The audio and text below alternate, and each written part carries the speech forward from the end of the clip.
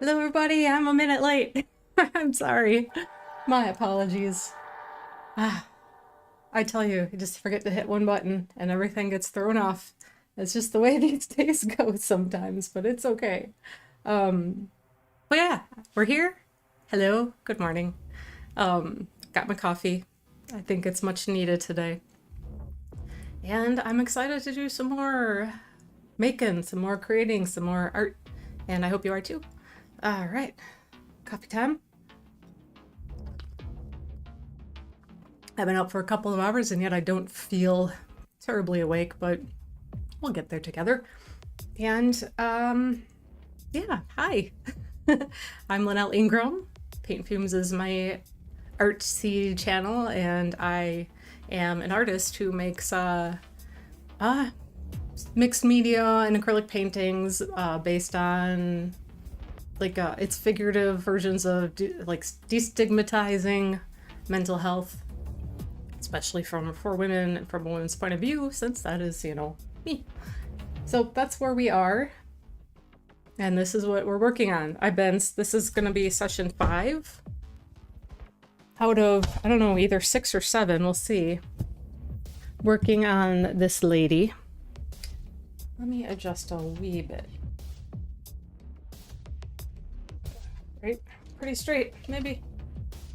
More or less. Lock her down. There we go. Okay. So, last time I worked a lot in the background and the hair, and there's still quite a bit more to do. All of these areas. There's at least 1 or 2 things that I do want to readdress in the face. And the background is, it's not falling back enough yet. I need it to go, really fall away a little bit more. So a little bit more flatness, a little bit more toned back. Not as warm. It's a slightly different tone, but it's still too close to the lighter parts of her face. I want it to fall back a little bit more. And I am seeing some things in the face. One thing in particular here, the highlight is too strong. It should be a smoother transition between the very dark here and then the lighter light should be here. So that's kind of, when something like that isn't right, it can have a flattening effect on the piece. A little stronger highlight here. And of course, some more work in building the hair. There's a lot happening that I like, but I think some little areas that are a little more defined still. And this needs to be pushed back.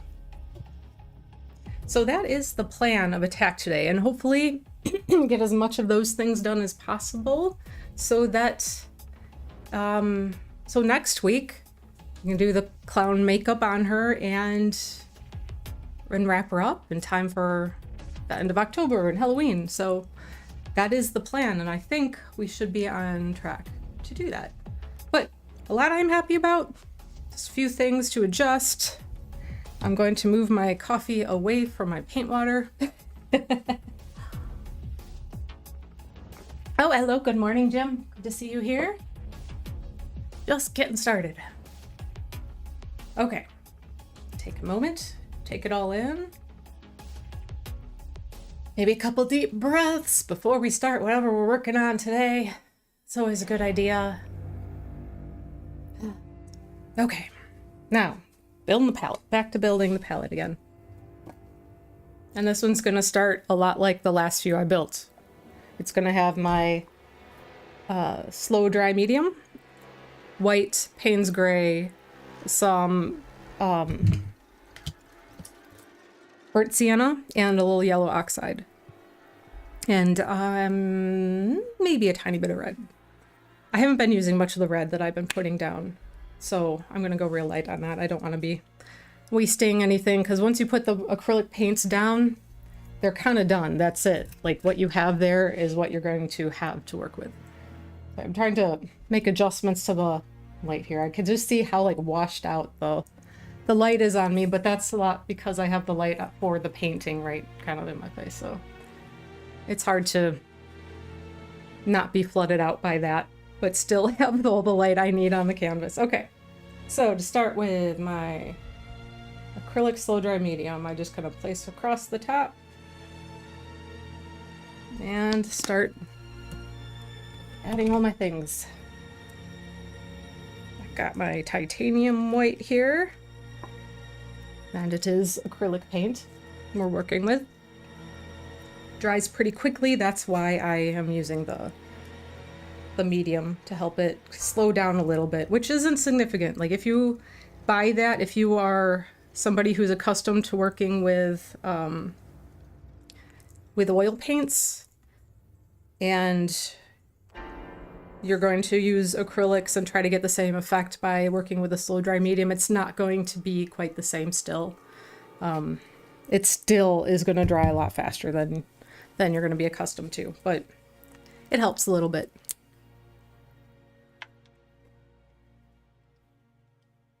It also will be affected by how heavily you lay on your paints, how quickly they dry too. I sometimes have some water that goes into them when I'm mixing, when I'm trying to get something to be a little bit more fluid or runnier. You can use other glazes, other mediums to get transparent layers, but I tend to just, depending on how much of it I need, I'll just grab a little bit of water if I want it to be like a runnier glaze, not a heavy, like just sits where you put it, because I like some drippiness. And it's funny because I was digging in the closet and I came upon, what I was looking for was a very old painting that was about 2006 or 7, so we're talking more than 15 years old. And I haven't thought about it or looked at it for a very long time, but it also has some of the drip effects that I like to use within my pieces, and that's kind of it was interesting. I didn't remember like doing that back then, but I don't know. It may or may not have been on purpose that I'd done it. It seems like it might have been. I actually have it down below me here because I brought it in here and took a photo of it to use, and it is still there. It's probably dangerous. So here, not technically the best piece of artwork, but I can, oh yeah. This was it. This is a painting that I did. It's a 24 by 36 back in, it was either, I think 2007, I want to say, maybe crossing over that time period to 6, 7. But yeah, that's, yeah, clearly I was in a really good place back then. But I'm going to move this because I don't want to drip onto it. So we'll put that to the side. And grab just a basic palette knife, and I'm going to mix my slow dry medium into my hues on the palette again. This is just kind of the starting stuff. If you ever feel like resistance to start a project, to get into something, especially if it's something, you know, creative or, you know, that takes a decent amount of brain power, you know that you're going to need to do like make just creative decisions of any sort. Just sometimes we get a lot of resistance about getting started with that, right? So one of the things you can do, or I have done anymore, is to kind of start with the prep stuff. You know, if you have a brand new canvas, prep your canvas, get it set up where you would work. If you need to start the painting, just start with building your palette. And then by the time you do that, it's like warming yourself up, like doing your stretches before you go running, right? It kind of starts to get you in that mindset of this is where we are, this is what we're doing. And then by the time you do all that, actually making that first mark, dipping the paintbrush in the painting, putting it on the canvas, or maybe it's typing a story that you're writing or writing a song, anything you're doing, anything creative, work related stuff. Yeah, come up with a new website for some project, or who knows. Sometimes just getting yourself prepped can really help just get you ready to go when you're feeling like you're not. And if you know what do you know what I mean when I talk about resistance? Does that sound familiar to anybody? Like, where just like you feel paralyzed and work in your work. Like you don't know what to do, you don't know where to start, you just can't bring yourself to go.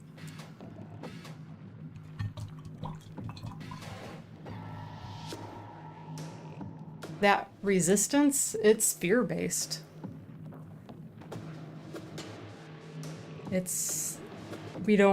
We're, you know, our brains try to protect us. That's like built into us genetically, that fear responses and things like that. And our brains resist change naturally. Because change is uncertain, change is unknown. Even when it comes to small things, like our brains don't know to recognize the difference between working on a creative project and hunting big game, you know? It's, or being chased by a tribe, an alternate tribe or animal. Like, it's just something created a fear in us for some reason, and that fear response is just gonna do what it does in our brains.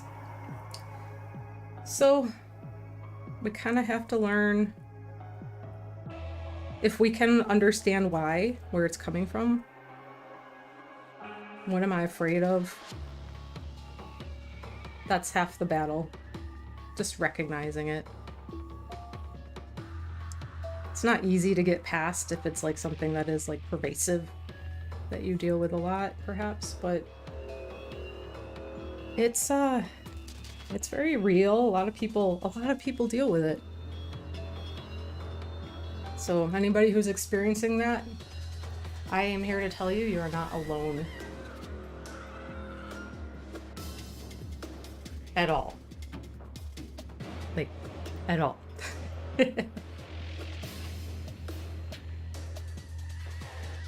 It's something a lot of people struggle with, a lot of artists and creators struggle with, but a lot of people just in anything that they're trying to get going with. Starting a business, going back to school, learning new skills.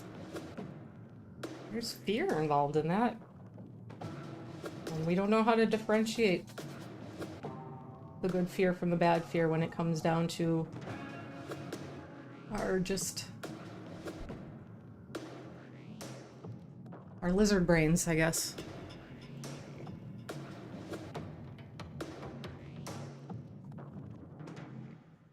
The ancient part of our brains that just function, they just respond. They know how to respond to keep us safe. That's what they've always been there for. That's what they've always done.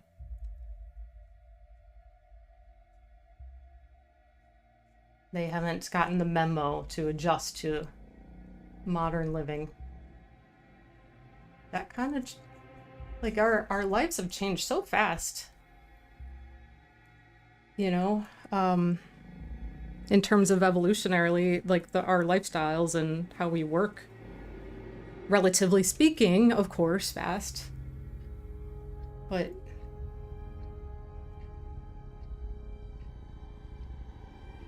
yeah, our brain, like, evolutionarily, our brain hasn't gotten there yet, because that takes a lot longer to happen than a few hundred years.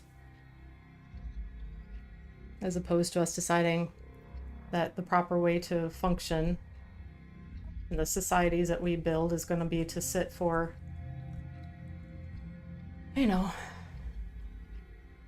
8 hours a day in front of a computer screen and have work deadlines and bills.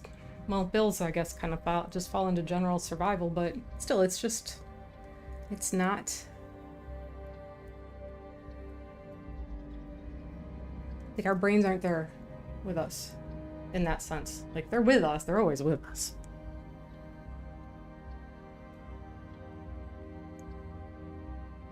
But they're going to respond to those stressors the same way they respond to any stressors they ever have.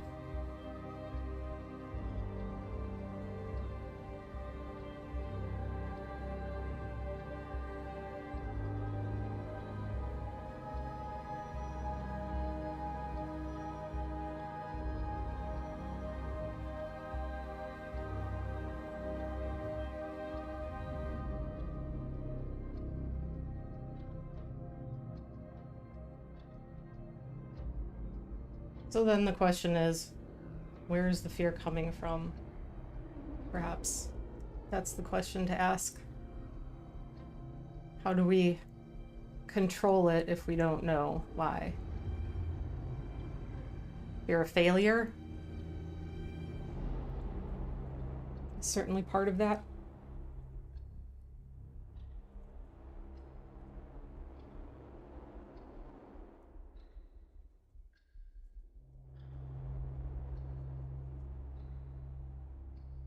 Fear of doing something wrong, fear of wasting our time because it's not going to be good enough, or wasting our energy. Fear of not getting what we need out of it. What do we need out of it? There's another question.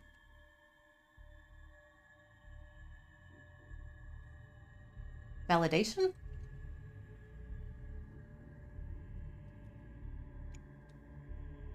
Feeling of belonging, love, acceptance.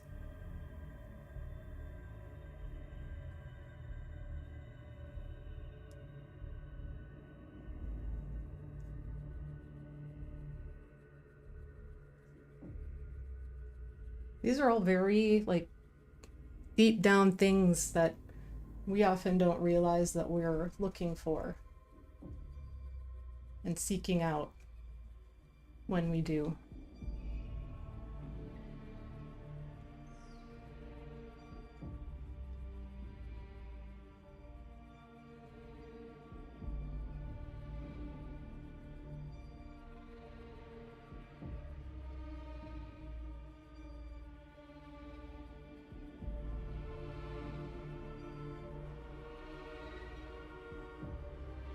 I don't know. I'm kind of just rambling and musing and thinking about things that I've been thinking about, that I've been reading about. So I'm curious about anyone else's takes on that, on the resistance, on how that's fear, and how, like, what are we fearing? What are we looking for that we're engaging in fear?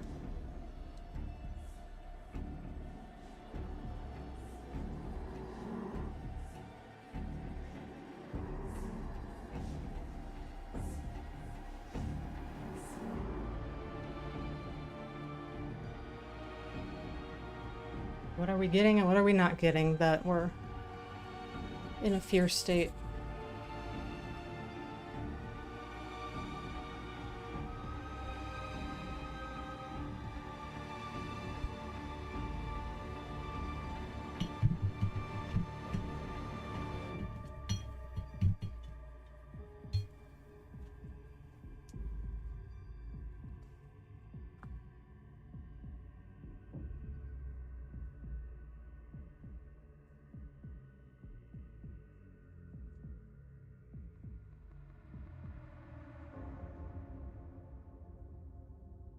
It's all very interesting to me.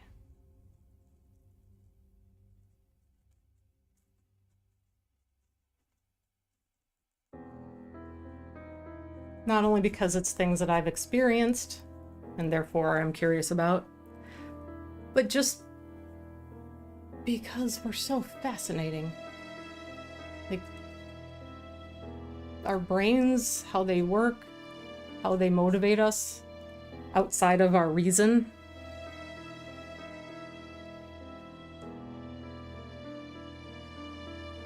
Just psychology, it's just so... it's so interesting. And there's still so much that we don't entirely understand. There's still so much that we can learn still, yet to be learned and understood.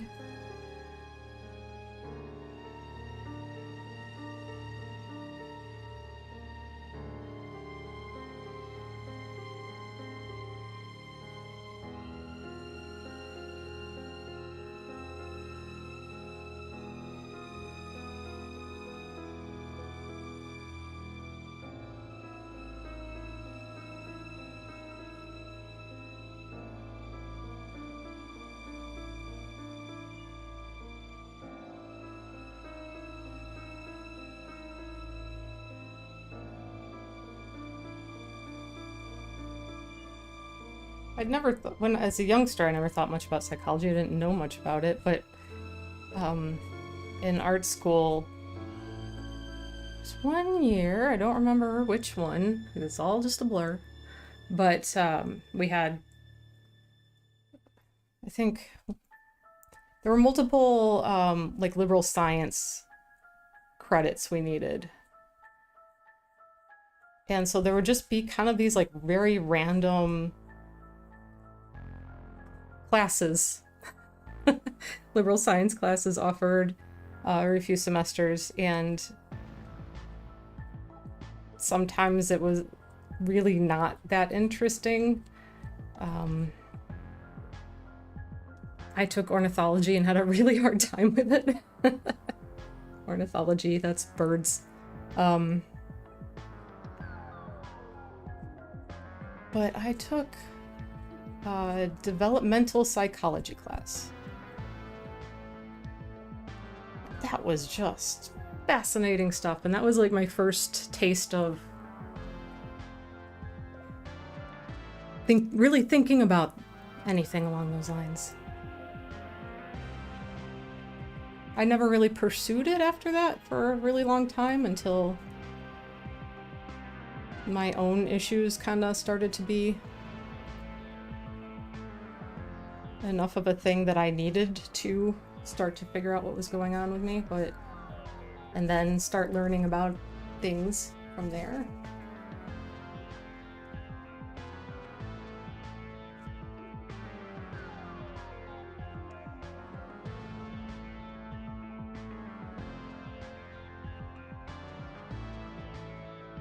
It really is fascinating. There's a book I read a while ago. It can be a little bit heavy stuff, but it's about like how trauma affects you physically, your body, like the effect on your brain and how that comes out in your wellness and your behavior in all these different ways. Called The Body Keeps the Score, and I want to say Mies van der Kolk, something like that. It's the author, but Body Keeps the Score is really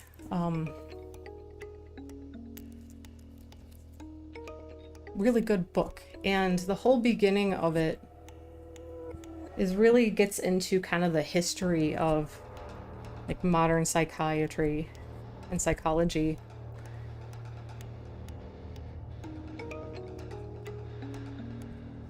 And understandings about like trauma, and it was fascinating. Like I kind of ripped through that book for me. Like I always have a hard time getting through books because I struggle with focus and time management. Like typical things that somebody who has ADHD struggles with still. But that one grabbed me enough that even though I'd have to stop sometimes to just process something that was really intense, really kind of moved through that book crazy fast.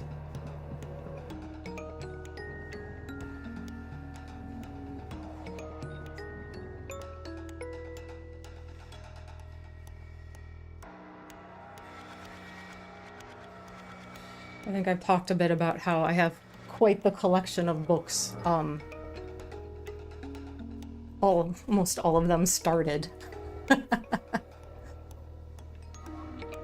And I do legitimately want to finish them. They're books I want to read. They're books that I want to know what they have to say.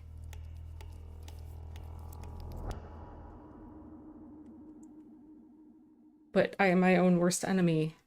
I start them, I set them somewhere, I forget they exist, I start another one. It can be very frustrating. I'm always frustrated with myself, but isn't that just the way? I don't think that is particularly unique to me amongst anyone else.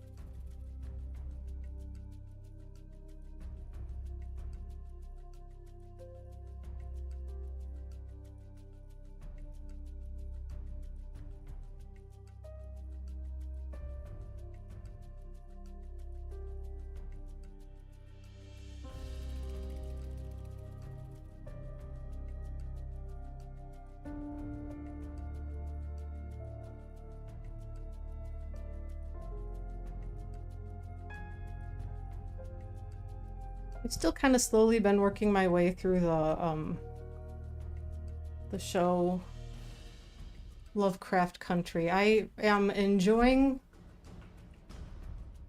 the historical kind of the historical fiction elements of it quite a bit.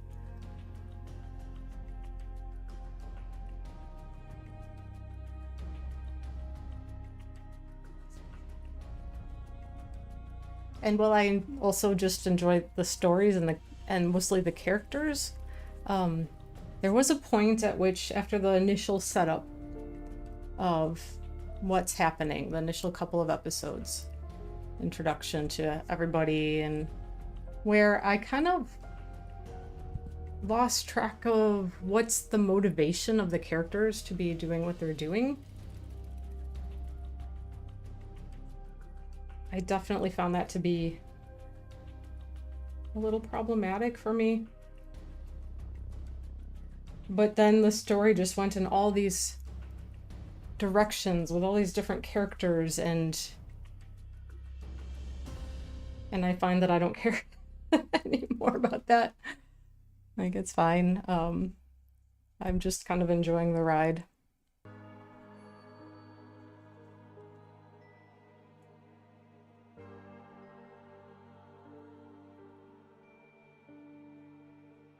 So I think I'm on episode... I made it halfway through episode 8, and there's 10 in total. So sometime in the next week I probably will finish it, and then I can kind of report back on recommendations or otherwise if anyone's interested. I don't know if it ends on a cliffhanger. I know that it kind of got canceled after the first season. You start books, buy new ones. Yeah, I'm glad I'm not the only one who does that. And it's getting out of hand because I have this like long buy list. I'm constantly adding more books to the list of what I want to read and what I want to get. And then I get them, and like right here on my desk, there's a stack with a couple sketchbooks and 3 books to read. And there's 2 more on my desk over there in another stack. I have another one in the living room. And then some of them, it's been long enough since I initially started them that they made their way back to a bookcase. Let me think. 1, 2, 3, 4, 5, 6 or 7 on bookcases that I've started and intended to read. Probably more. Oh my. I love to read, but it's like I need more time and more focus and more, I don't know.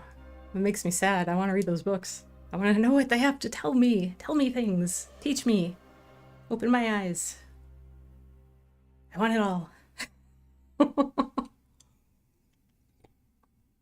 And yeah, this coffee, I'm drinking it fast. It got kind of cold on me, but need more coffee.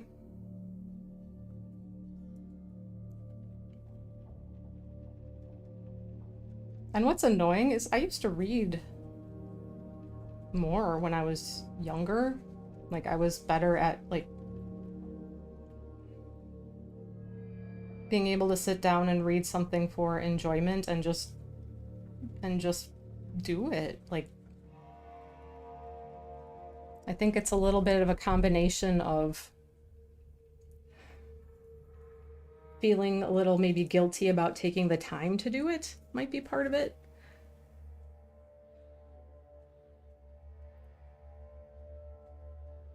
And then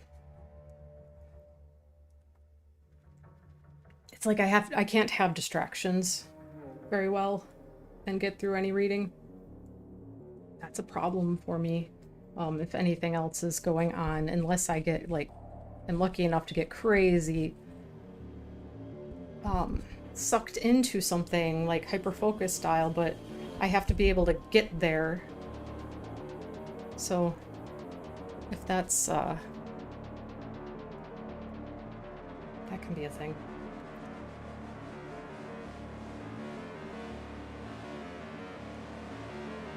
For a while, I was just like, I really want like a dedicated reading chair in a place that I can put like maybe in the corner of the bedroom, where just I have a good light, cozy spot to relax with a book. Like, that's what I need. I need to have this situation, and then I will do the reading. Well, I never got the chair, at least not yet. Maybe one day. Just fell off the radar. And, you know, furniture's can be pricey. Not the highest thing on the priority list, is what I'm saying.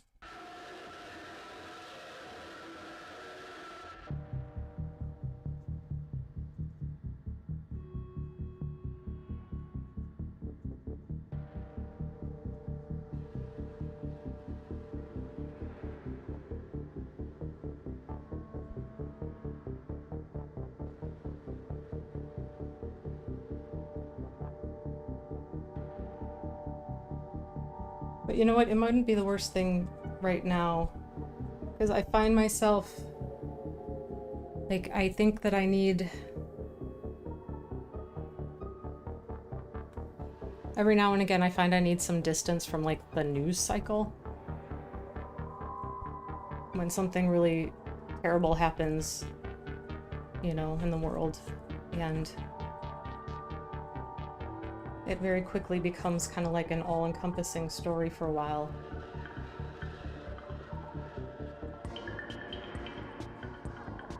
Like, I want to know what's happening. I want to, you know, be aware of what's going on in the world, but you have to also have healthy boundaries to protect yourself too, because it's just not, it's not healthy to be sucked into it on that level, that amount of time, that you just gotta know where to draw the line and where to protect yourself, I think. If that makes sense.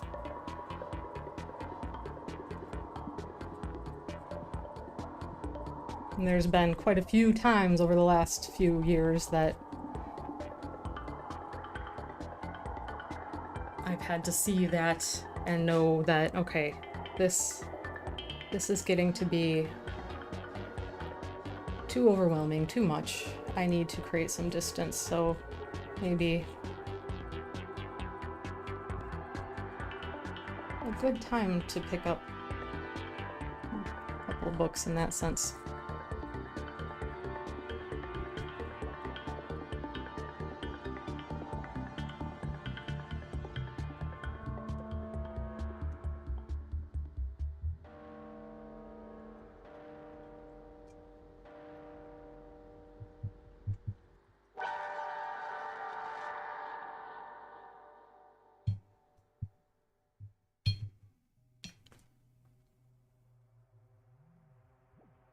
Quite some years back, I remember going on a trip, like a family trip. Sure, it was just not super long after my dad had passed. It had been a very stressful time, of course. And I took a couple books with me because there was going to be some downtime at different parts. And every time that I sat with the intention, or had the time and had the intention to do some reading, I would fall asleep. And I think that it was just due to having been in like a stress state for a long time, this like fear state. And that creates so much exhaustion that when you finally can sit and be calm for a minute, it's like your body and your brain are just like, we need rest. So I didn't even read. Like I would take the book with me out when there was the downtime and just fall asleep. And I just think I really just needed it. I just needed the sleep.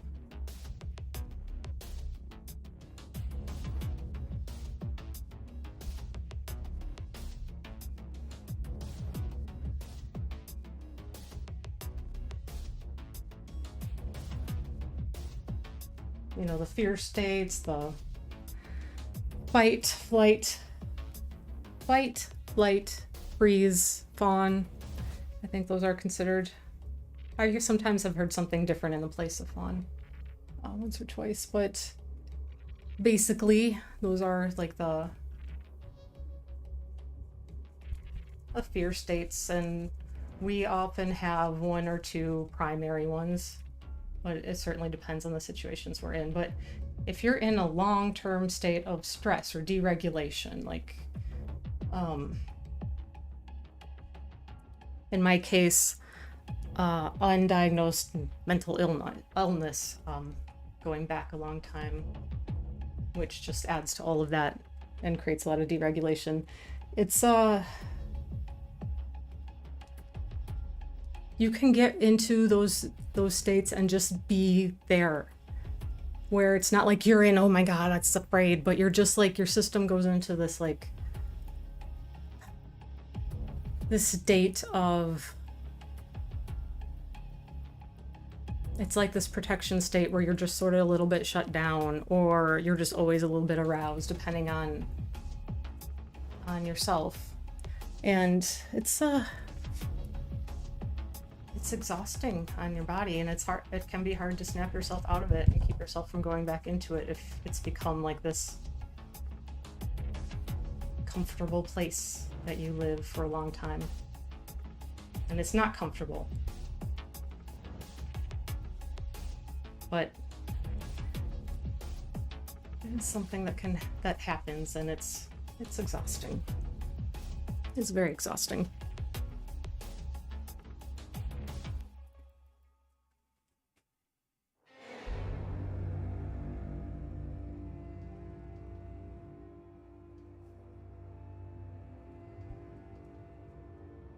I'm peeking around the camera to look. I still have my reference image of my subject back there, pinned back there. I haven't been looking at much lately, but I do check on it here and there when I want to make some adjustments.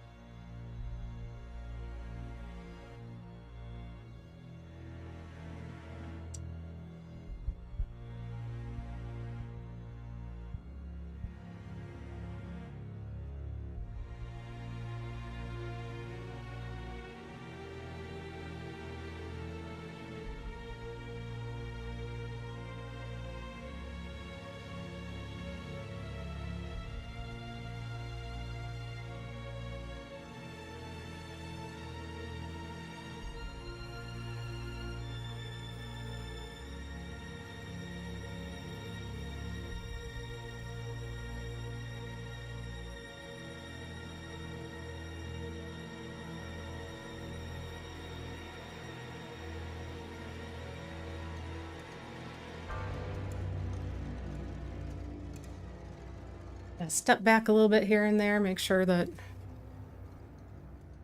things are happening in a way that I want. You gotta be able to step back and look, because when you're too close, you can't see the big picture. Same goes for about anything in life, isn't it? When you're too close to a situation.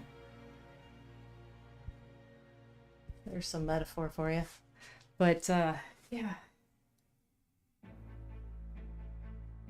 I can only get so far back in my studio. There's a desk right behind me.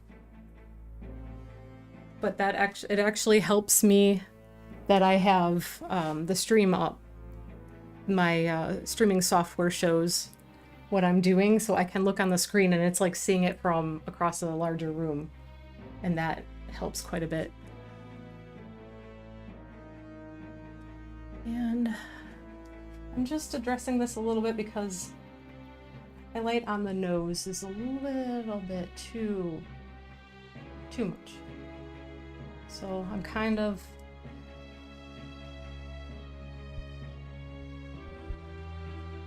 trying to let that be more have a little bit more depth, not so flat.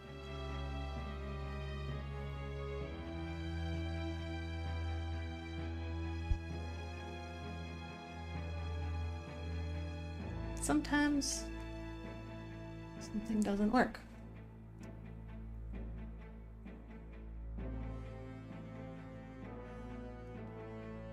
But one of the nice things about working with acrylic paint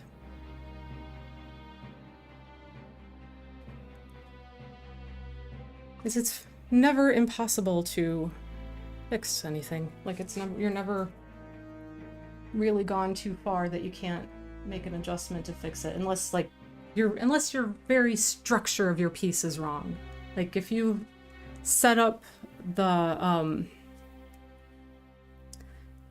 if you have a situation where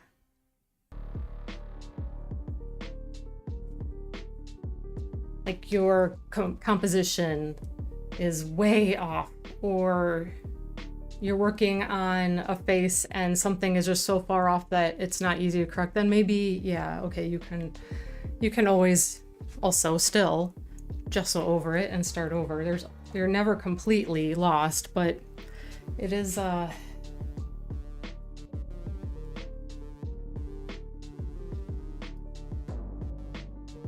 it's forgiving in that way. Whereas with oil paint, it's a bigger deal, I feel, to have to make major corrections because the paint takes so long to dry and cure that you can't necessarily make major things right away. Maybe you can go back in with some, I don't know. I think you just have to be more strategic about it if you need to do that kind of thing. So planning is really important.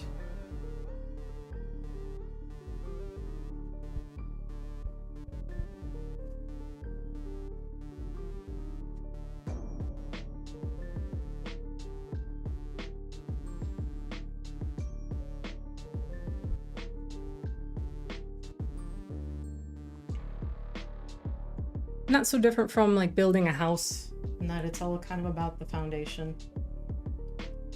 The clearer, stronger your foundation is, the easier things are going to be.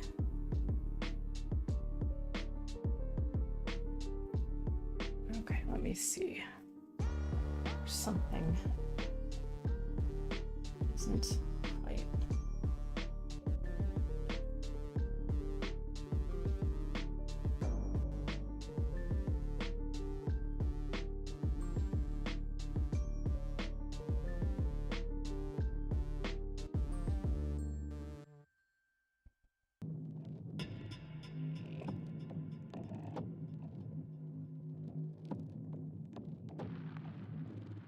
Pretty soon I'm gonna have to switch to. I've been using the same brush for all of this. And your second cup of coffee there, I'm gonna have to do the same. I get sucked in and forget to breathe sometimes, you know. Much less to, you know, drink water or anything along those lines. But yeah. More coffee would be very helpful. And I like to plan and be prepared. Okay. Good opportunity to clean off the brush and step back a second while I refill my cup, because I always bring some extra. Hopefully it's still a little bit warm, we'll see.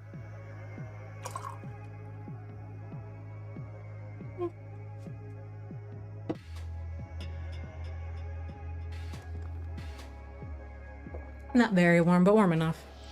That's another thing. I like my coffee to be like the ideal warm temperature, but I'm not that particular about temperature when it comes to things like that. I like my water room temp. Tepid, perhaps. Yeah. Bucket brush. Okay.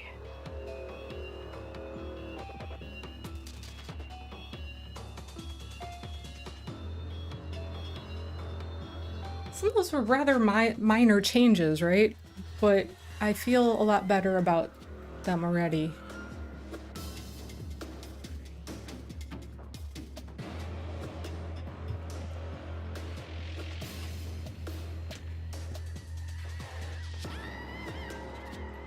Okay, let me get a little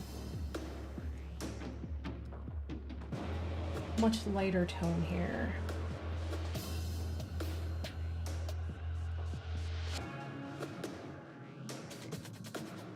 And I want to go back in to add a little bit of highlight. And I don't want it to be too... So, you know, this is an instance where I am going to grab a little bit of another medium because I don't want it to be a watery layer. But I don't want it to be super opaque either. So I'm going to grab, I got some, it's actually just a fluid medium, which I'm actually not that particular what that medium is just now, but just something that I can come back in here and build up some highlights where I want without it being completely opaque.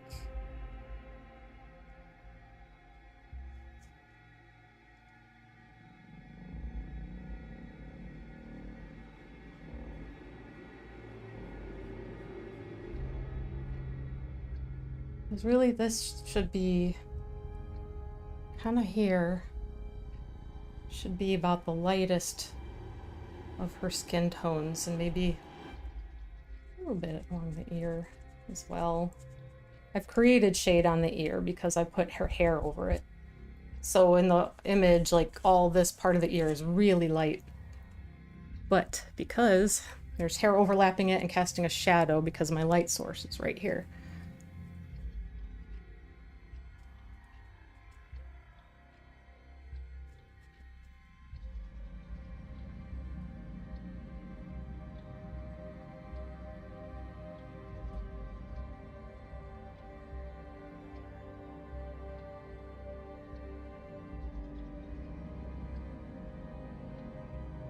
Just being kind of careful about where I'm adding these highlights that would be very, very light.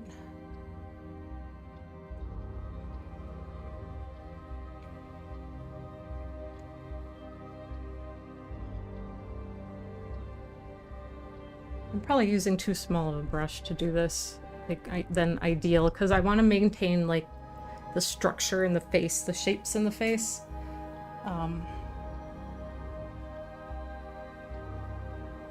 So I can always switch if I'm not happy with how it's looking. I can always go back to a different brush, but let's just work at this a little bit.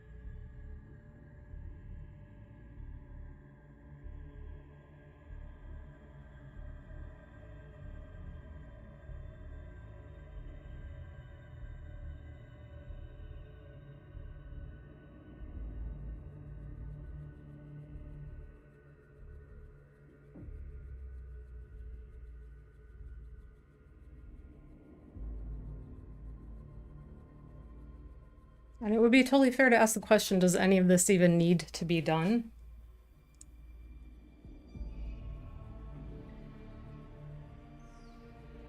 Like, do I really need to keep going and fussing and spending hours and hours just tweaking and adjusting.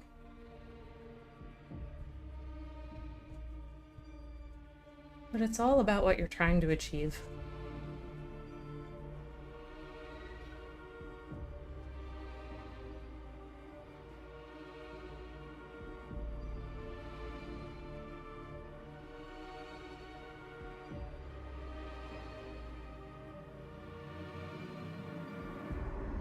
One thing that I would like to have a good amount of humanity in this character. Like, yeah, I'm making her the creepy clown girl.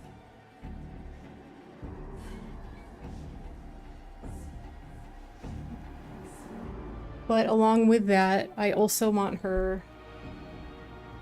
I want her to be somebody that is not scary because of that, but is a reflection. Somebody that we see ourselves in.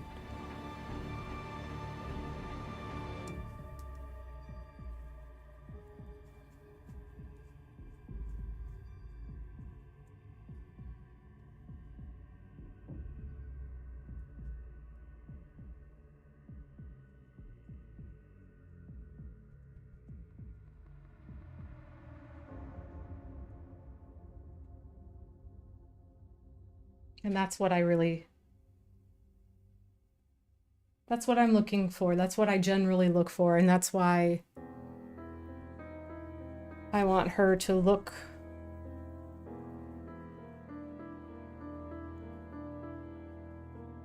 believable and real. I want to kind of do my best I can to nail where she exists in lighting and in space.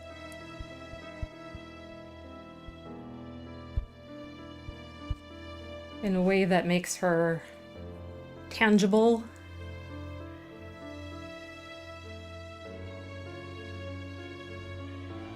In a way that we can see ourselves in.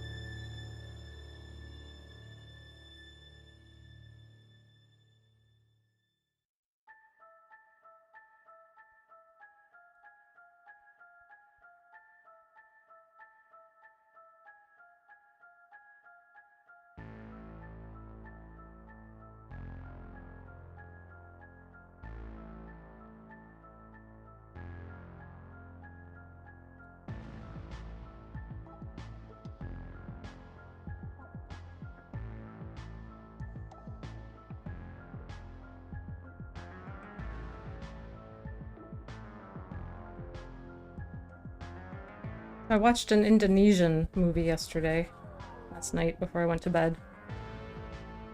It was called Empedagore.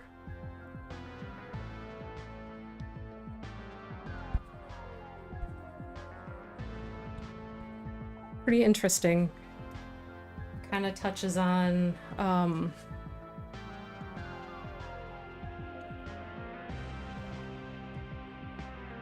like inherited disease and superstition.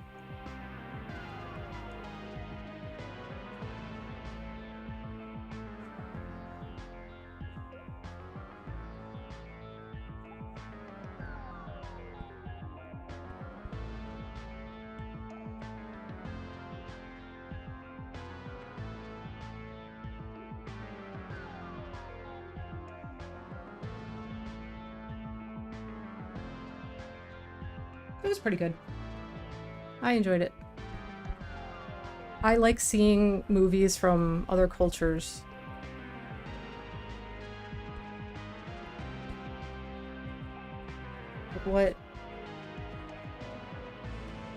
What take does somebody who's, you know, coming from a very different perspective have on, well, in the case of horror movies, what's scary? It's often cultural reflections in that. There certainly are for Western civilizations and cultures, absolutely. But it's almost always a reflection of something. I think that's what's we find scary, is the things that are real, and then we create monsters and things to represent them in a safe way. And that goes back, way back to our trying to understand things in the world. This is something that we inherently do as people.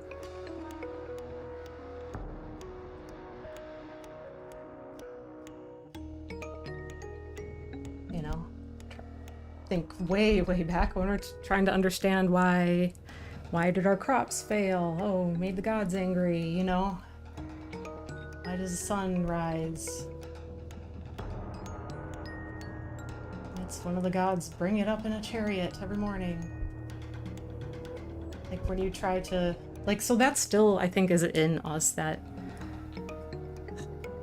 ability to assign things that way, to create stories.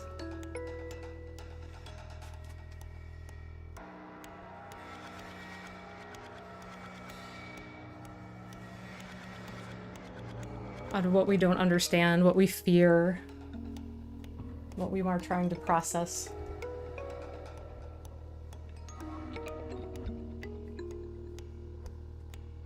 For me, it's a lot of why I paint. Not that I ever realized that until recently, but it is indeed.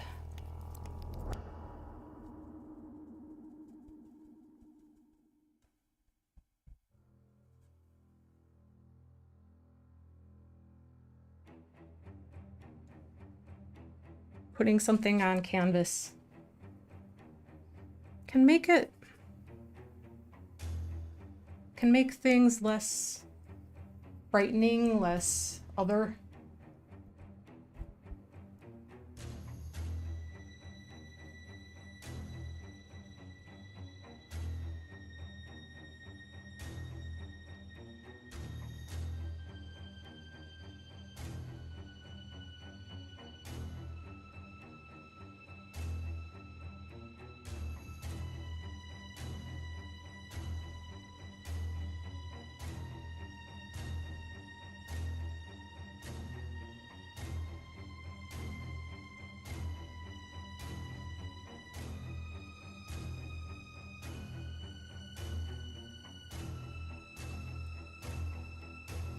Wondering about the facial expression. At this point, subtle changes in shading can make a big shift in mood.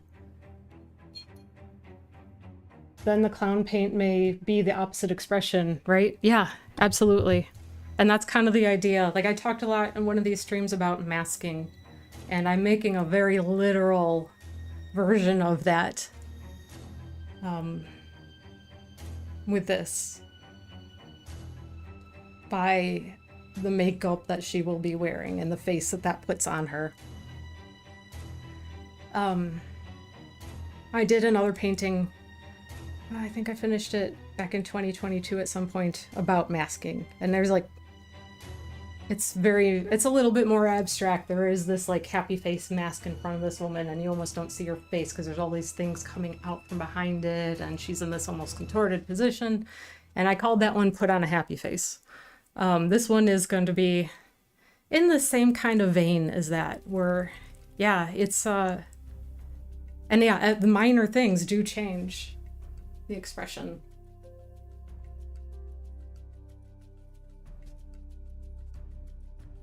And yeah, then once we put on the clown makeup, what is that going to be wanting to say? I gotta move this picture. So when I look at it, it's literally her face is right behind the camera. There we go. That's better. Is there anything else to be adjusted?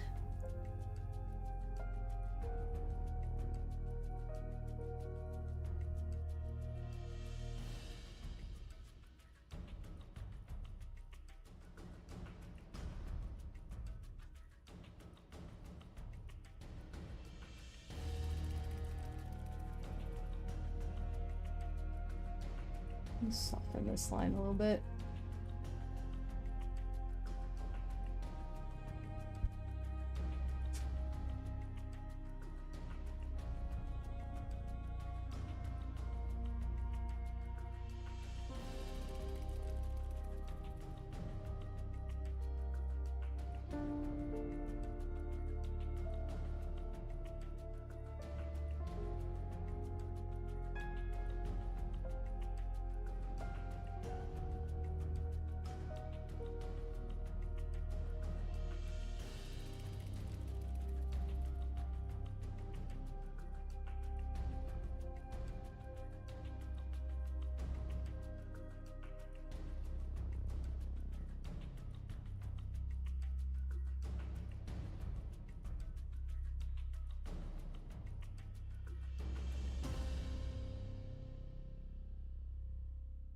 Nope, that's not what I wanted.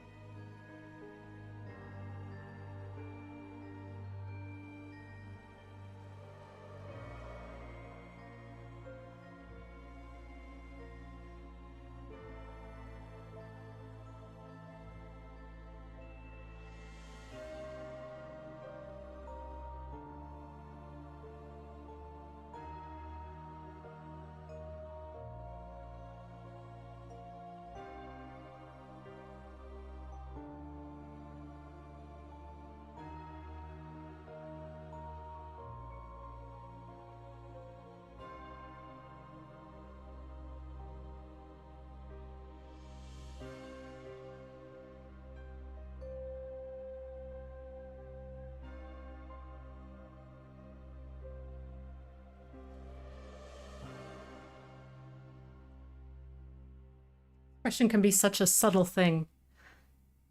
I kind of love that about it. Well, I mean, yeah, it's so...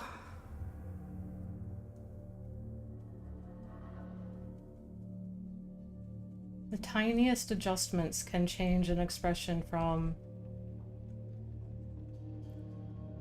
happiness to despair. It's really incredible how just a few lines, and it's the right area, can make all the difference.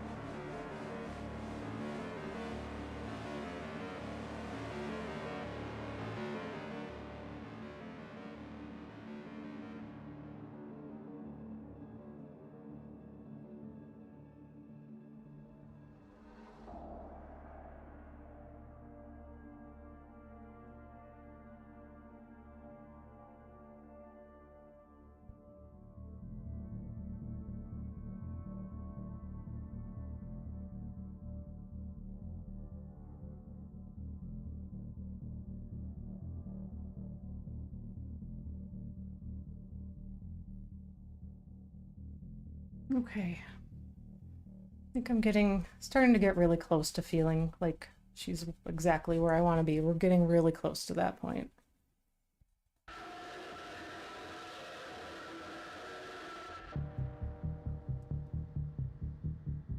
All right, a little over an hour in working today. All right, feeling good, feeling good. Start to move on to some background maybe. A couple layers there.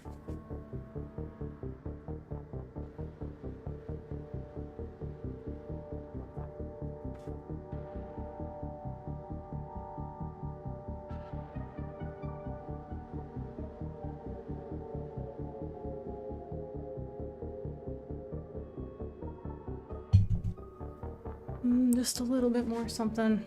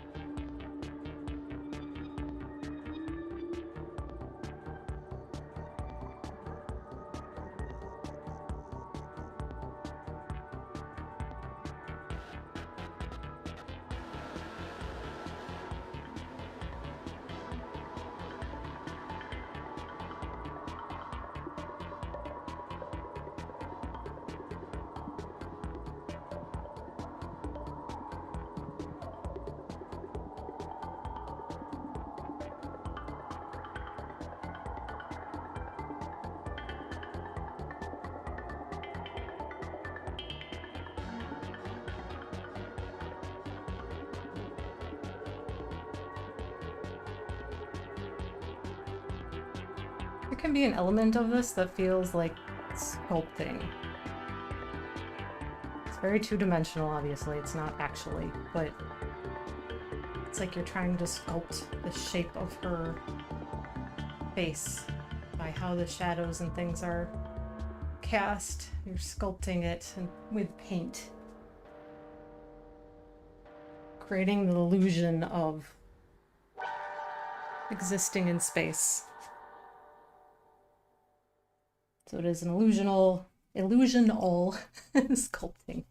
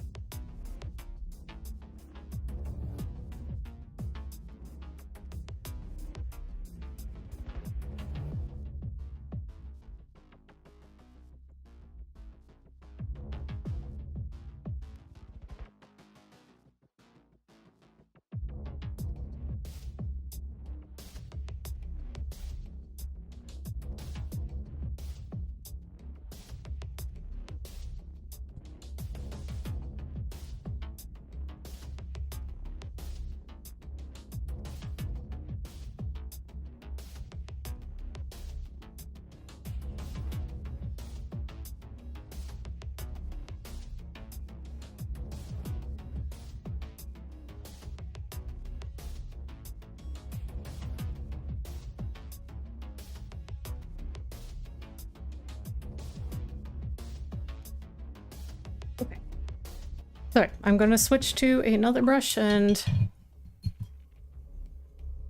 we'll start working with making adjustments on the back. I think we're going to go with a big, fluffy guy. First things first, coffee.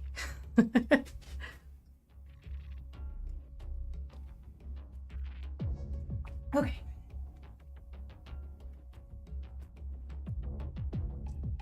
Giant floopy brush. All right.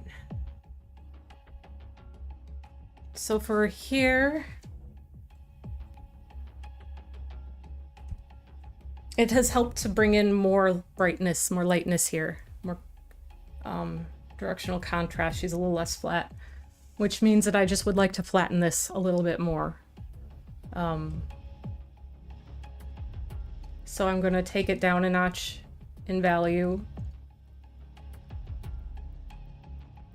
A little less bright. I still want to keep it pretty neutral in color, but not in the same tones as she is.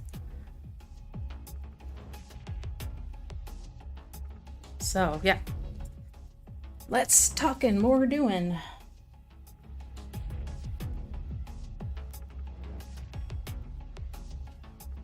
I'm gonna mix a tone. I'm still using my same palette, which has just been Payne's Gray, Burnt Sienna, Yellow Oxide, and White.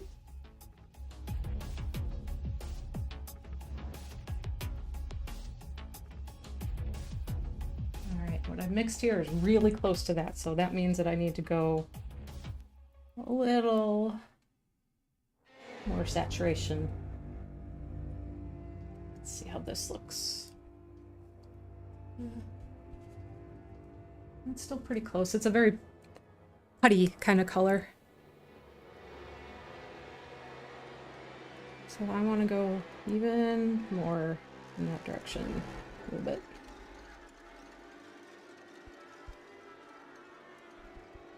I'm going to try this. And I'm using a dry brush technique here so that it'll be a little bit more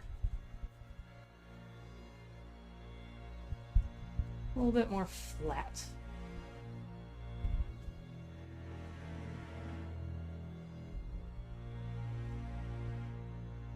To avoid having a halo around these bits of hair, I gotta cover up some of it,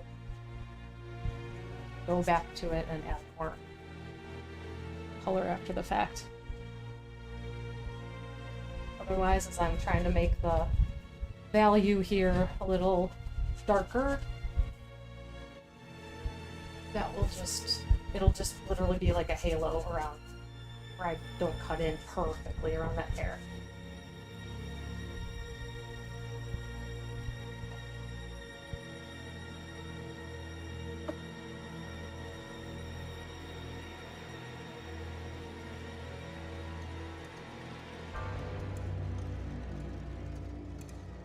I'm feeling kind of just okay about this, so it will still need some work, but let's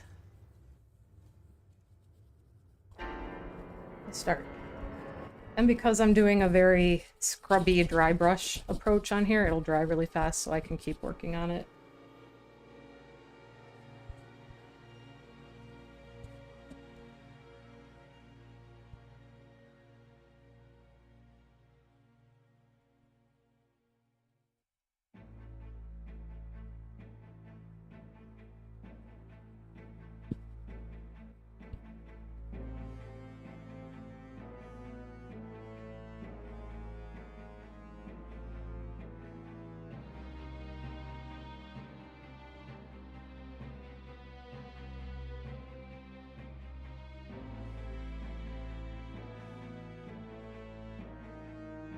Well, there's one more thing I wanted to mention about that, the show.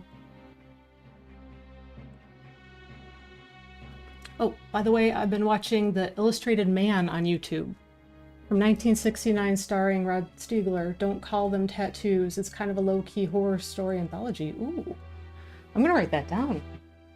Where do I have a pen? Do I have pens anywhere in the studio? There should be thousands of them. What happens when I try to keep it clean in here? The Illustrated Man, I am writing it down.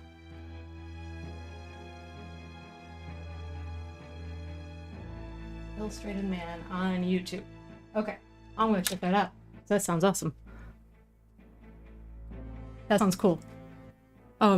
I was going to mention with the Lovecraft show, one of the things about it is it's got great music. Really great music.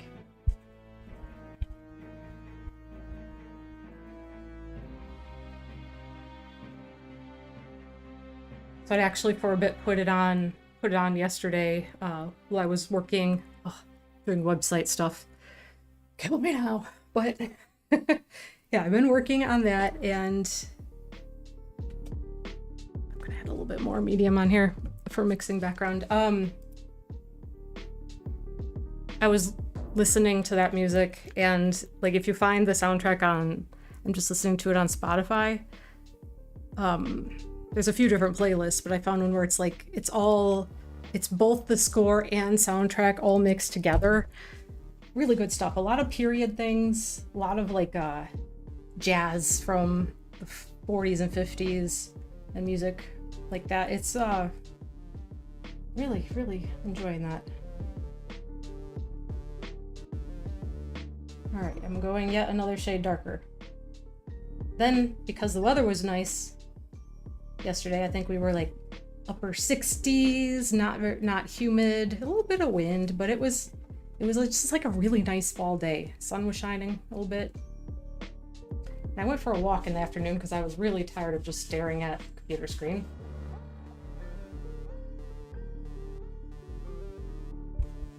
And I just put on a playlist, I had my headphones on, and I put on a playlist of arias while I was walking.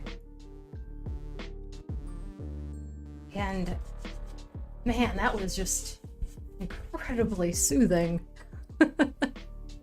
Just like lock out the world. It's beautiful vocalizations and just be. That was great.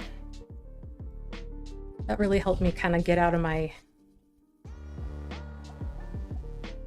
head a little bit, because I just, I'd been working for hours straight on just staring at the computer screen, as we do for a lot of our work.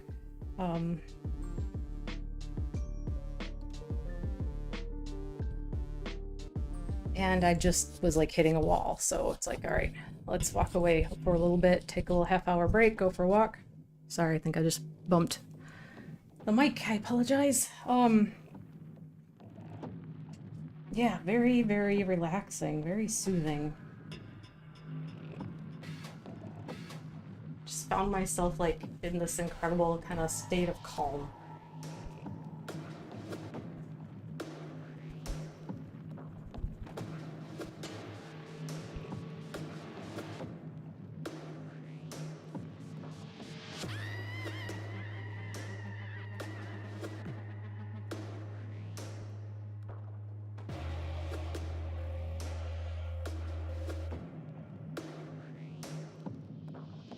Where I'm working there is dangerous. I'm gonna move this like a hair more.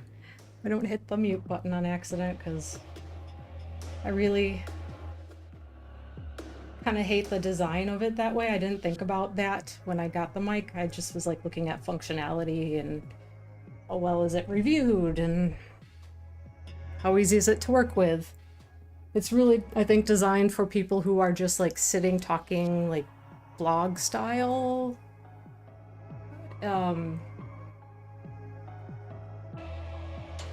So yeah, it definitely doesn't love me doing the moving around, because you're just sitting and you have it upright in front of you and you're just, talking.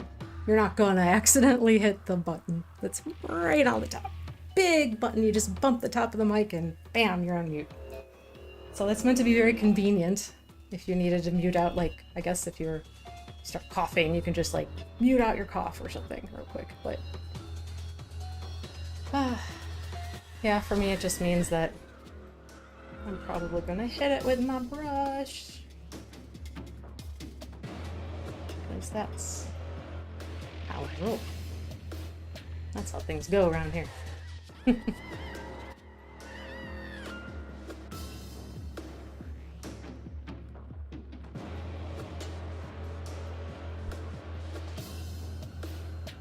kind of building some texture, going from light to dark, just adding a little bit more saturation as I work through this. But also kind of going just vertical brush strokes here to kind of create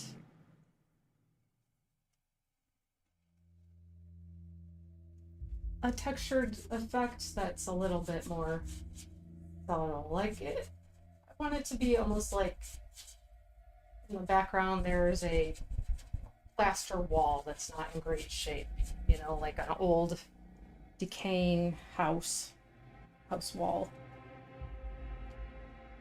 where it's like layers of plaster kind of wearing apart over time.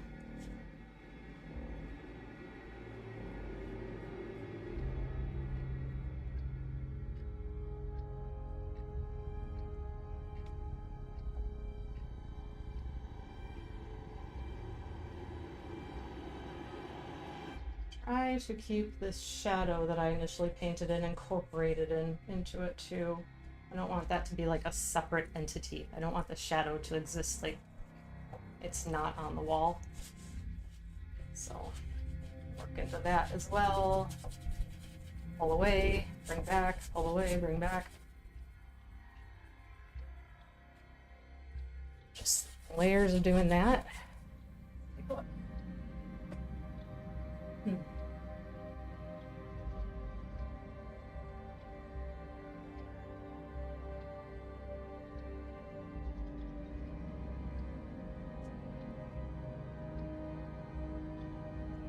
I like it. I think it's starting to work.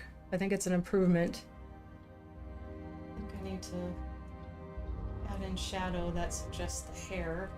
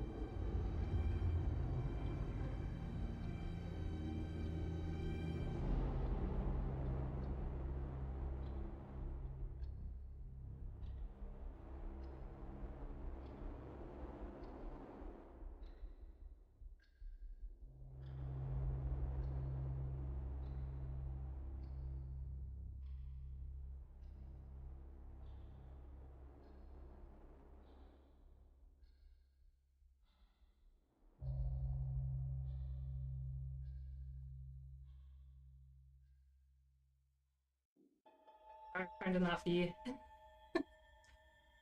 directly in the camera frame. And we'll do it to the side, but I need to get a little closer in here to see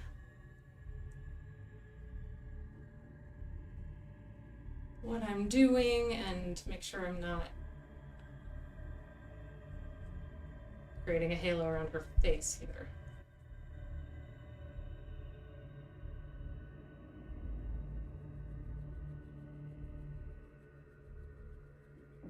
And right here, this little spot where it's a little lighter, you can see this.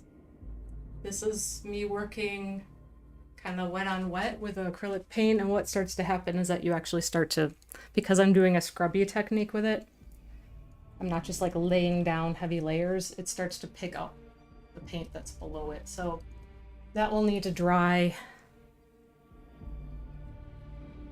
before I can fix that. But that's what happens. I think I'm going to kind of create a bit of a glaze using some of the medium, what's left of the medium I put on my palette here, to kind of build in here on her ruffles too, because they're just still too light across the board. They're just too bright, too white. Then I'll clean up edges over time here. Of course. Collecting that little spot, which is supposed to be background too. I gotta make sure that that's not forgotten. This can happen. Making this less straight, like gray, neutralize it a little bit, take down the lights a little bit.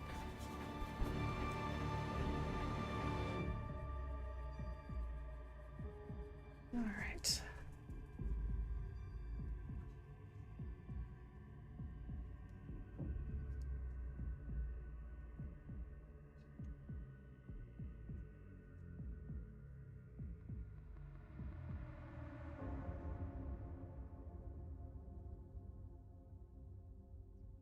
Okay.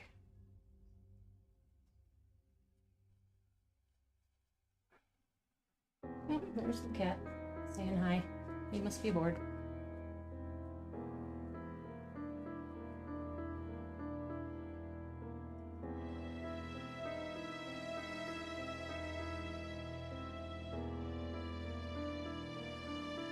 So I'm going to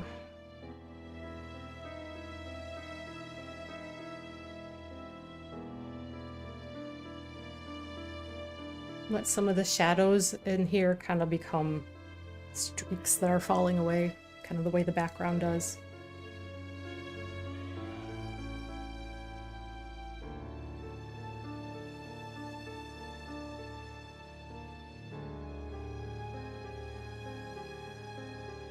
Oh.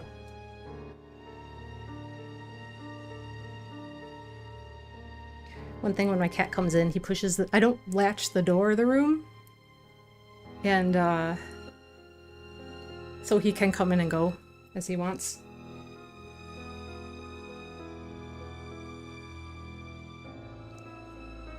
But he doesn't close the door behind him after he opens it, of course. So, you know. Just so thoughtless. And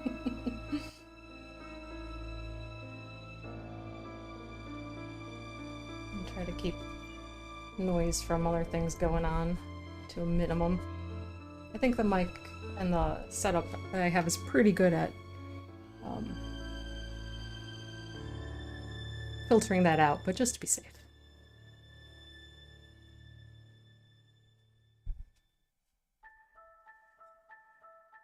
That little line there was super straight compared to everything else, and that needs to go. We don't want to have something like that pulling in our attention in a weird way.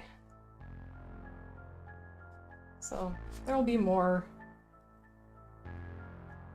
adjustments and things that come in here as we continue to work. But things are starting to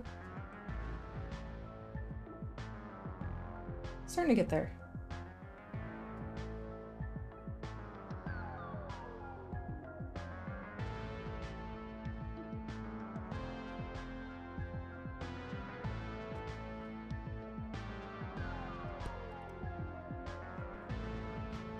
For a second so I can get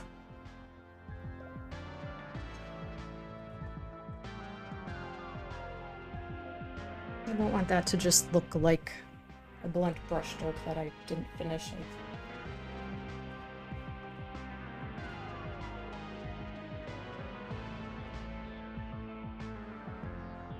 Needs to carry through.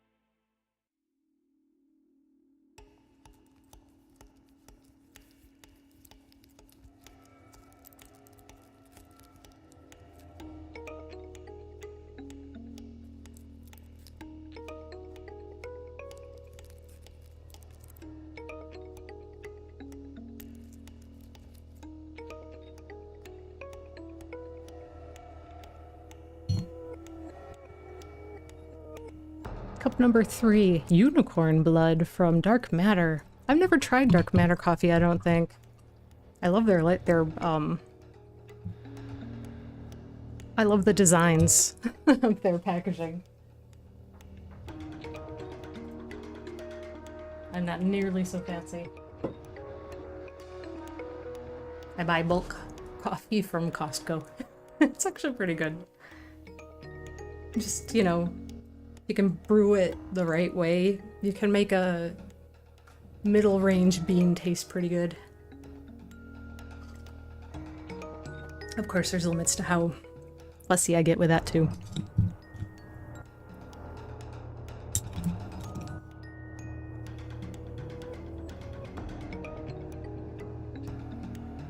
I'm not AeroPressing or anything because I want a pot of coffee in the morning. Quite frankly. Here's Watson again.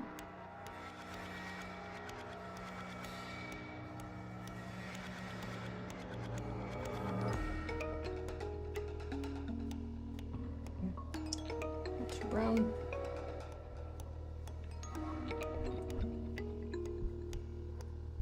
I want to make sure that this little spot of background, I was kind of neglecting it. I sort of forgot about it while I was adding all these layers. So I'll get in there and make sure that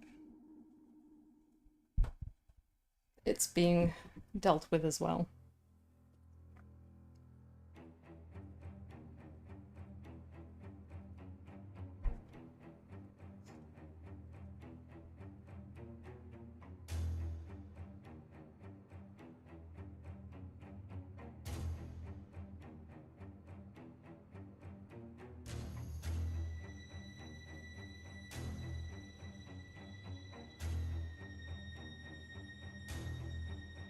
Okay, and this should be dry enough that I should be able to correct that spot.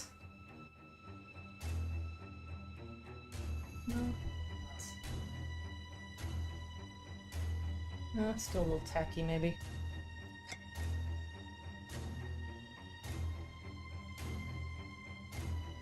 I literally think my cat just comes in here to open the door.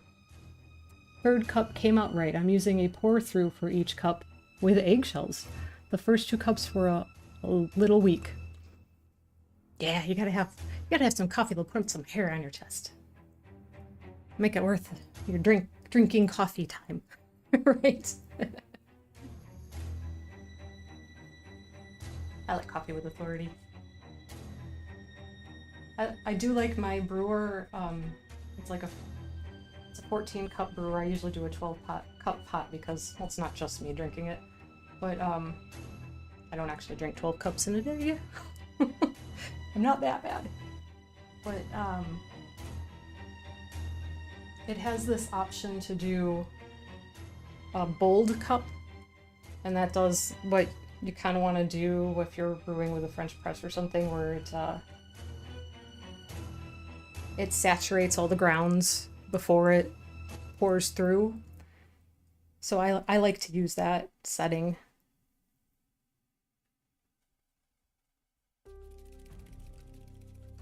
And I'm familiar with hearing about the egg shell trick to get a nice smooth cup. I have also done salt, a little salt in the coffee grounds. I've tried that. I didn't find that it made a tremendous amount of difference. So I didn't really stick with doing it, but I did try it.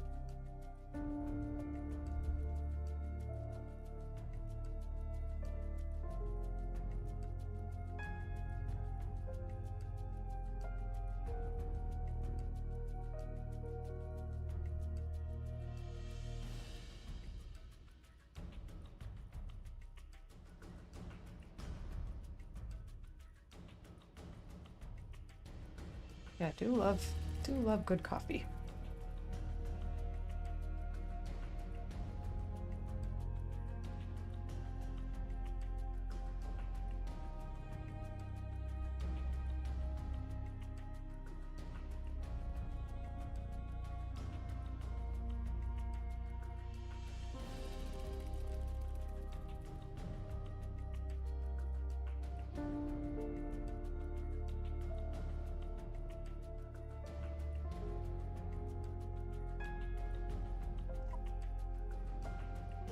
Careful with holding your brush like that, Lynell.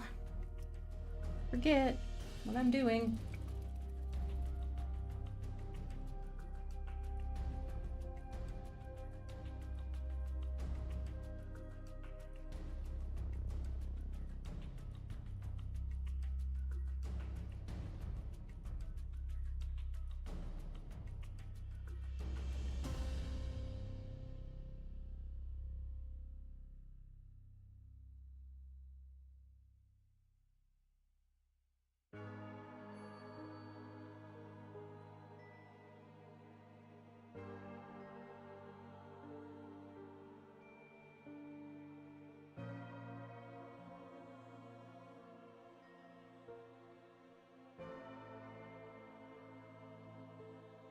I do actually have a French press for making coffee, but I rarely ever use it because it just doesn't make a lot. And I am always like, I mean, I could just brew it multiple times.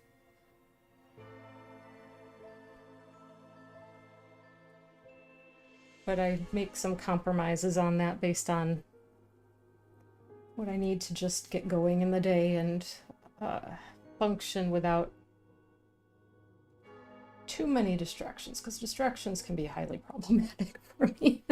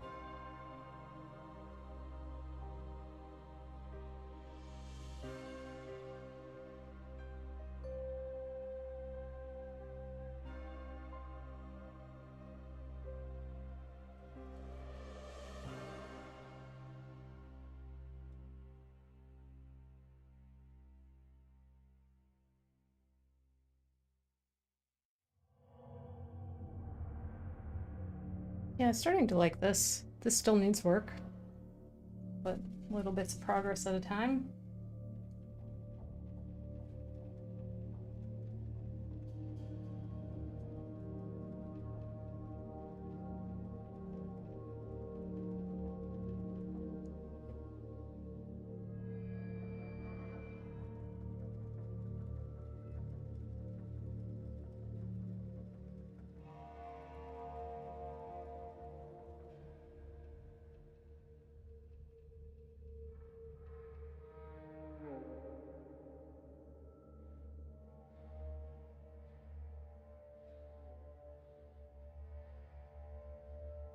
I can really get lost in painting textures, like just hours and hours. I read that in the Navy that you put a little salt in the coffee. Yeah, and I don't know if that's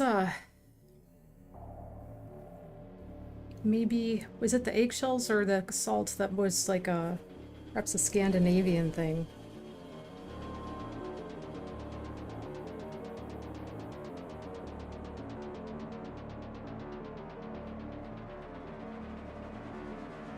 My mom talked about like her dad really liked strong coffee, and that they would boil it on the stove top, and it would just be boiling and boiling and boiling forever, just getting stronger and stronger and stronger. Oh, of course, paint on the easel.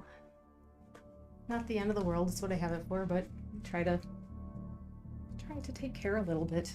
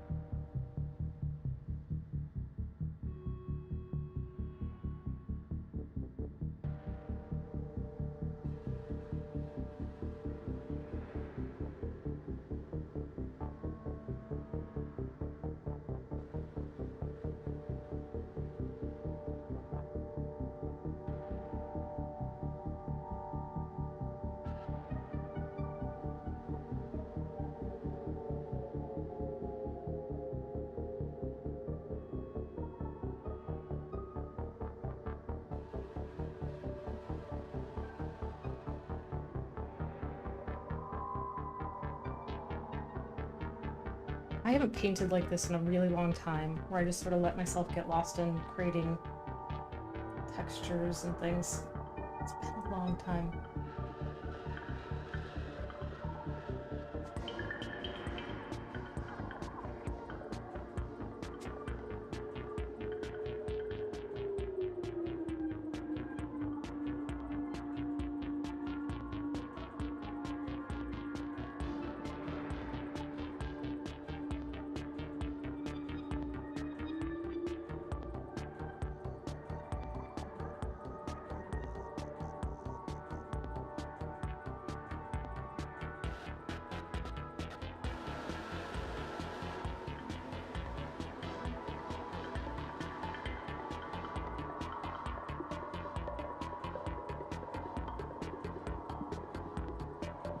Got a little halo happening right there along the neck.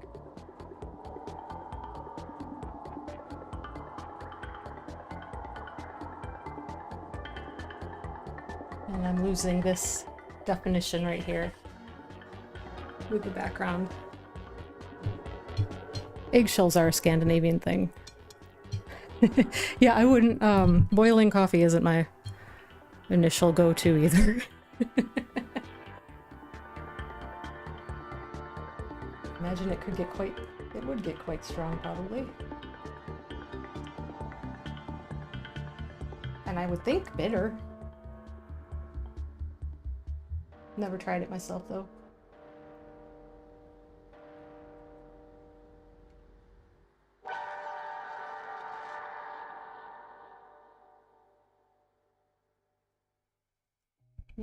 It's making it worse here. Pull some of that off. It's like it's too wet. Definitely the problem with using, like if you have a wet brush, water wet brush with acrylics, that pulling up the paint element.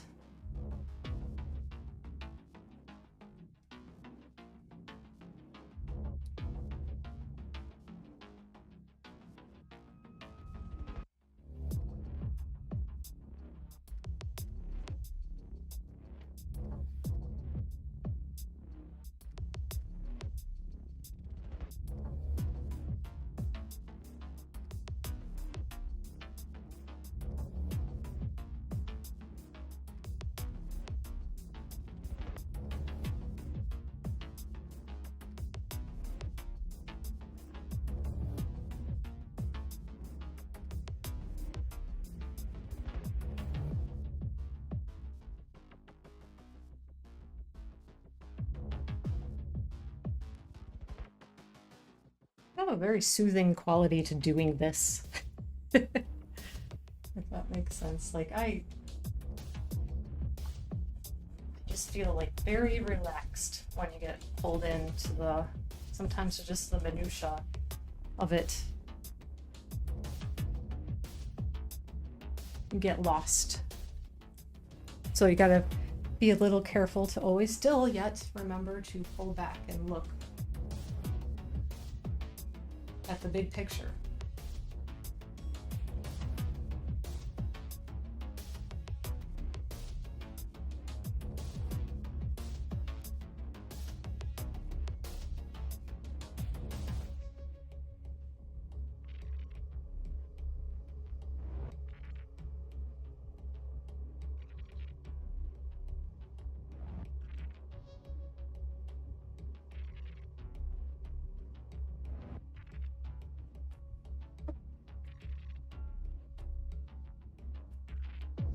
I'm starting to feel like that's working a little better. These different things are working a little better. Then you start to see other things that you weren't maybe looking that closely at before. So for me, this corner here. Now I'm wondering how to address that. Here, let me pull the light away so you're not getting the glare. Well, I need to see it still. And you can kind of see, I adjust my lighting here, what's there. And it's not quite just glare that you're seeing. This is like I took some of the lighter color and I'd worked it up in here. And that doesn't work. So that will have to be addressed as well.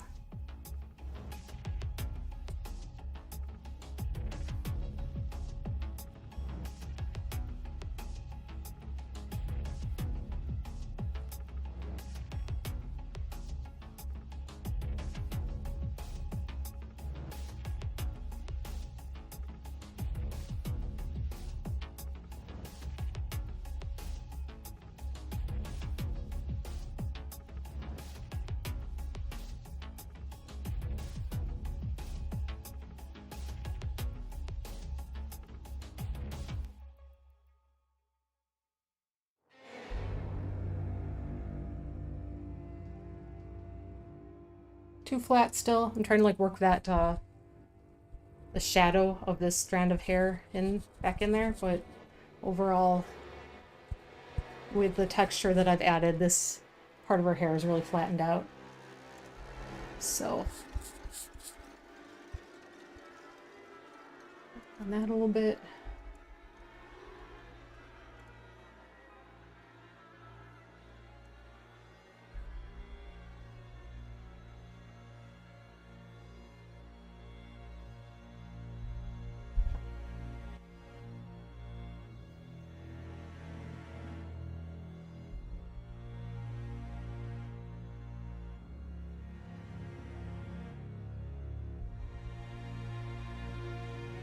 Okay, so what next? Here.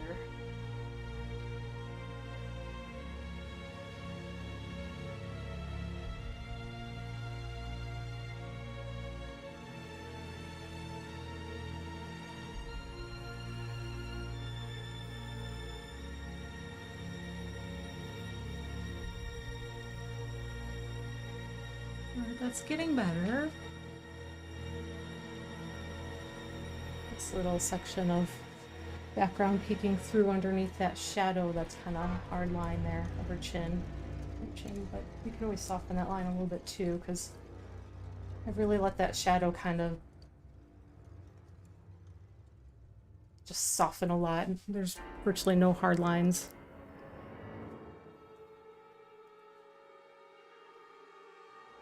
And I've also lost a little bit as I've been working on this of her eyebrow here.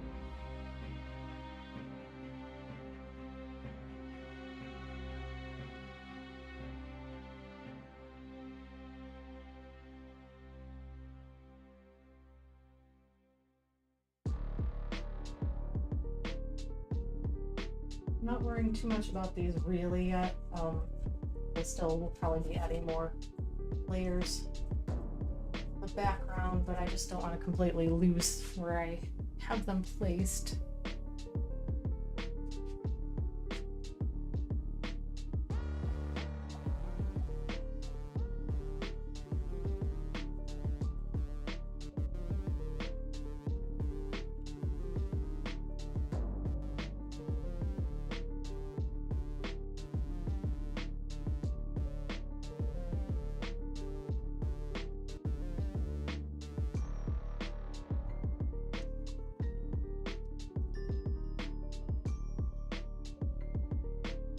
Okay, back to my big brush for a minute.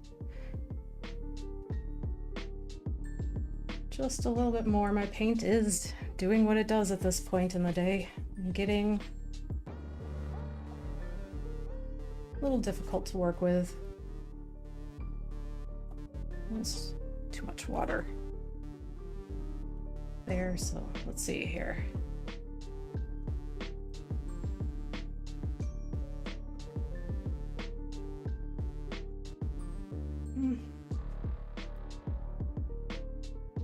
No, don't like it yet. Should I add in more of the sienna? Let's take a look at that. It's hard to see because of that light, isn't it? Creating a little bit of a glare. That's better. Maybe.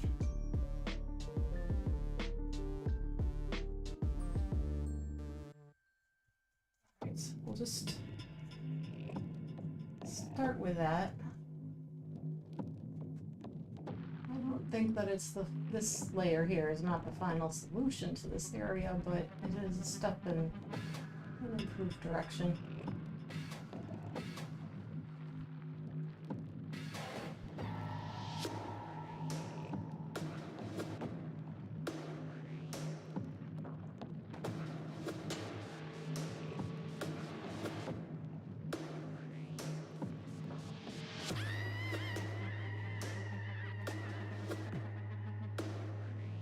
Well, we'll need a lot more clarity in what's happening where here, maybe.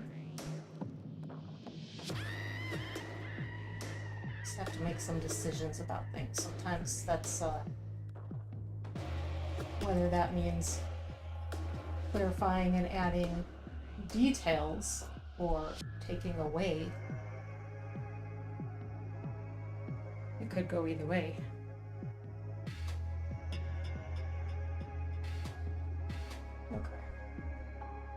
And yeah, this is what needs to happen before I can finalize the hair. So I know how high contrast, how dulled out they want to be, how they're going to be in the space. So working on what's behind them is really important to not, not letting that get rotten. Not letting it go and not addressing it.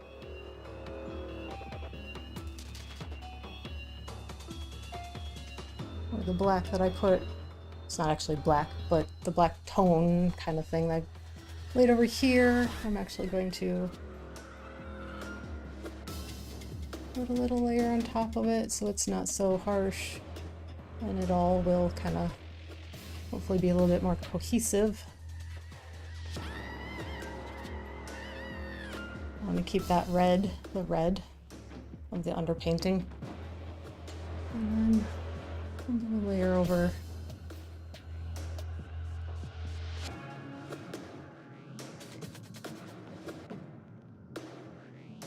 kind of a glazy layer over some of what's there, and then that will be an area that will still need to be addressed a little bit further.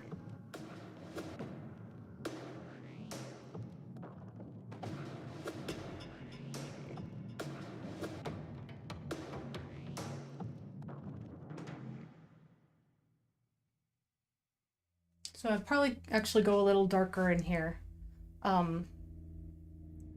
There's creating with the darks being kind of mostly along here and then bleeding off the page. That's taking your eye down and off. So I very likely will need to like lighten the darks in here up a little bit. Do you want to try a dark purple to make those shadows recede and complement the yellow? Yeah, that's probably the direction that we'll need to go in.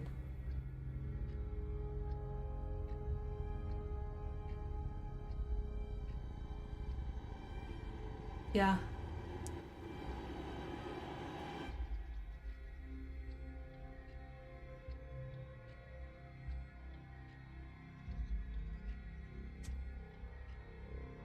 Yes, I think that's right. Yes, thank you. You are correct. I do believe at the very least a little bit of that. And that works because I have made her eyes purple too, so it's throughout, you know, and there's bits of color that read through because I put the blue and the Payne's gray in where the red pulls through from the underpainting still. So a decent amount of progress today, I am going to say, and then you just, as the more progress you make, the more you realize there's yet to do, but looking like something. We're getting somewhere. 12 o'clock, where's Watson? He actually just came in the room.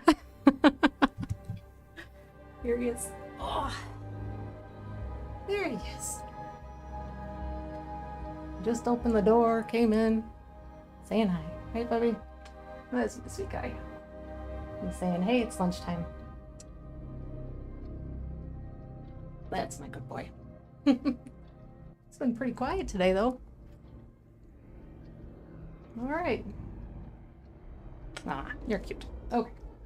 Now that I have cat hair all over my face and stuck to me. Yeah, good spot to stop. I'm pleased with what I've accomplished today, and thank you for the company. And more to be done. So next week, we will address some of the things that started to like evolve today. Like as I started to create solutions in other areas, other issues start to rise, which is just kind of how it goes. So yeah, addressing this area, addressing the darks here. And once that area is addressed, I can finish things in the hair that are happening. I'm not gonna pull the hair into a lot more detail than where it is now. And then ultimately, the icing on the cake will be her makeup going on. So yeah, I'm feeling good about it, and I appreciate the company and the input and everything. So thank you so much. And I'll be back at it on Monday evening. So 7 p.m. on Monday, 7 p.m. Central. So hope everybody can come back and join and keep watching as this continues to develop and come along. Feeling good so far. So, yep. Thank you so much. Have an awesome weekend and Friday, and all my creative energy to you. And yeah, bye. Have a good one.